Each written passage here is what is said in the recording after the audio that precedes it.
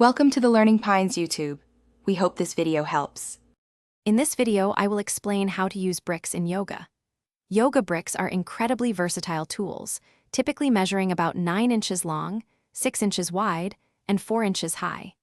They are designed to provide a stable and firm foundation, helping you find comfort and support in many poses.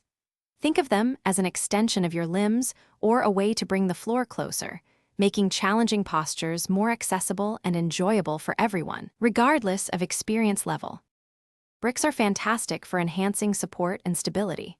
For instance, in a standing forward fold, placing 1 or 2 bricks under your hands can help you reach the floor comfortably, easing tension in your hamstrings and lower back. In seated postures, a brick under your sit bones can elevate your hips, allowing your spine to lengthen naturally. This simple adjustment can make a significant difference in your comfort and alignment, providing a solid foundation for your practice.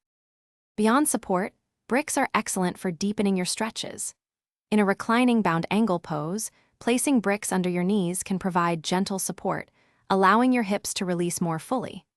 For a deeper twist, position a brick beside your hip to press against, increasing your rotation safely. You can also place a brick under your shoulder blades in a gentle backbend to open your chest and shoulders, promoting greater flexibility and ease in your body. Finally, bricks are invaluable for improving balance and alignment.